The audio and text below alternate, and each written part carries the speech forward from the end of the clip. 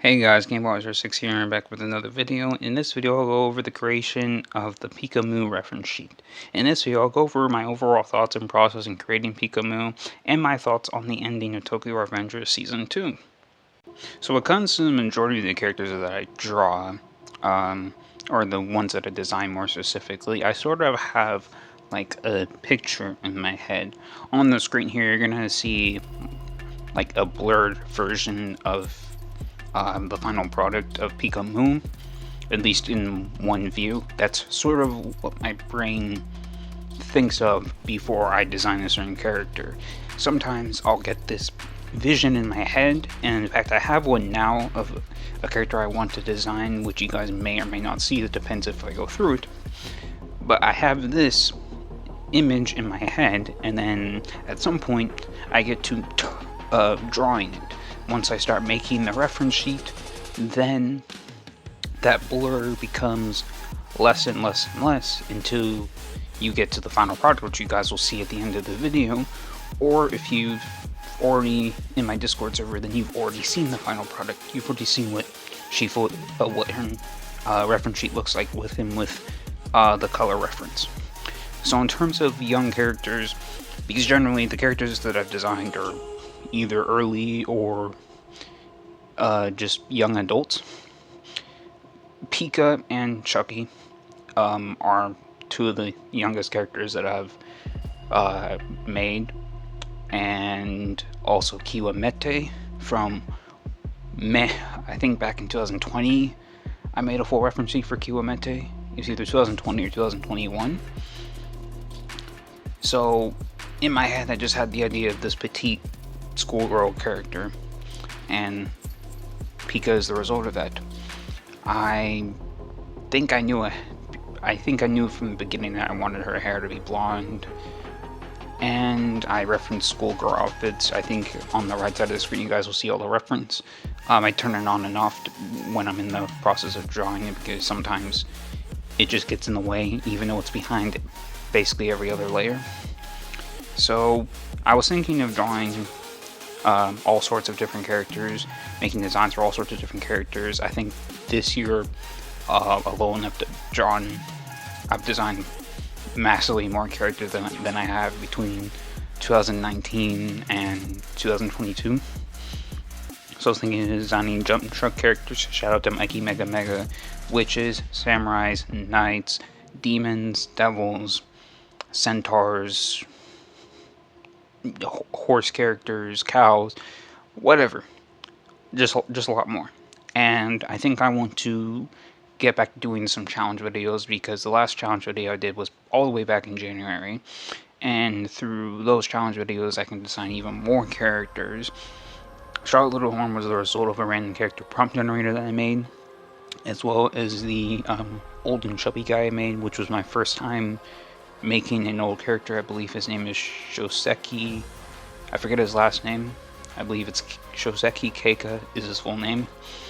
So that guy that I made back last year are the result of a character prompt generator that I made using the English version of Shinden Maker. I've mentioned that many times before. So yeah, as I said, I had a general picture and a Pica in my head, and then I usually wing the colors for the most part. I think the only color I knew for sure is I wanted her hair to be blonde, and I wanted her skin to be more pale, but I tested out different colors, and you guys will see later in the video, but I tested out different colors and it simply didn't work out. And one thing I learned from Akai Riot is about having essentially the eyebrows be on the line art, just fully line art. So what I mean is, if I have black line art and I want the eyebrows to be black, then I just fill in the eyebrows within the line art layer versus just coloring them separately in my coloring layer, so it's just all one color. So through this, usually what I do is I have the eyebrows separate from the line art. Once I figure out what color I want the eyebrows to be, I use the alpha lock so I don't draw outside of it, and then I can change the colors as I want, and then I merge it with the line art, and boom, It's a thing I picked up from him, and now it's probably going to be a more permanent part of my art style. So thanks to him. And the next video will go over the creation of Earthling Kuka. Sorry for almost mispronouncing my own character's name. There was a little more thought that went into it, and I did a little more jumbling with ideas, so you guys will definitely see that next week. Before I discuss the ending of Tokyo Revengers, let me just give my overall thoughts, and I might give more in-depth thoughts in a future video. But overall, I think this season was just a massive upgrade from the previous one. Not that the previous one was bad, but Season 2 just took it up a notch. There's a lot more motion in the main battle, which is the church battle between Chifuyu, Takemichi, Mitsuya, and eventually Mikey and Draken versus Taiju and basically the Black Dragons, as well as who was else? Hakai and Yuzaha. There was more intensity. There was more development of characters outside of just Takemichi. In Season 1, I believe there was way more focus on Takemichi in comparison to any other character in the series. In terms of the past, obviously, going back to the different timelines that we see in Season 1, all the characters change drastically based off of the things that Takemichi does to try to change things so Hina doesn't die. This introduction of interesting characters, again, Hakai is one of them.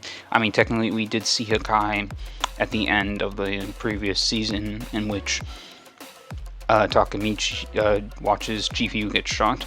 So we do see, but we don't learn his name or really much about him, other than in that timeline, which has now been overwritten by Takemichi, Chifuyu, and everyone else.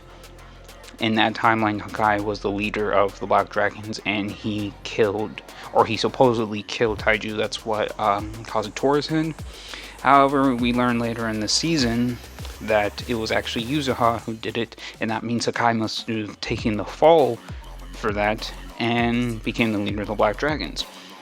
So, and we learn more about other characters within the season, one being Shinichiro. We learn that Shinichiro has so many more similarities to Takemichi, and why Mikey values Takemichi as much as he does, despite the fact that Takemichi is arguably the weakest member of Toma. So like I said, maybe in the future video I'll do a more overall review of the series as a whole, but I specifically want to talk about the ending, because the ending is the most shocking part. So Kizuki refers to the Kanto incident. The Kanto incident is what I was just talking about before, where Takemichi watches Shifuyu get shot. They're both getting interrogated. Kizuki thinks that one of them is the snitch in the group and ratting out Tomon's illegal activities to the police. So Takemichi changed that, completely overwrote that timeline. So it's confusing how Kizuki knows anything about it, and that because there's just no way the past version of Kizuki should have known that, because it hasn't happened yet. And even if it, like, it just doesn't make sense. It hasn't happened at that point, so why does the past version know about something that hasn't happened yet and has been overwritten because that timeline has changed? Because in the new timeline, Kizuki is killed. So, I mean, so it just raises a lot of questions. And come to think of it, Kizuki has always been fixated on Takemichi and Hina. In two of the timelines, or most of the timelines, Kizuki has Akun try to kill Takemichi and Hina, except for the one in the end of the season. He had Akun do it, and Takemichi ordered him to do it because apparently someone needed to be killed, but that version of Takemichi didn't know that he was sending Akun to kill Hina. So Kizuki has Akun try to kill the both of them since the beginning of the series. So does Kizuki somehow know about Takemichi's time traveling powers? Is he the one responsible for Takemichi having these powers and this series being a thing in the first place? My theory on it is that Kizuki was able to see all the different timelines that Takemichi creates. So what is his ultimate goal? I am looking forward to Season 3, in which hopefully these questions are answered and we understand more about Kizuki and his motives in the series. Thank you guys for watching this video. Please be sure to subscribe, turn on notifications, check out my Twitter and Discord, both are in the description. If you want to know what I'm currently doing or thinking about, those two places are the best places to go. I will see you guys next time.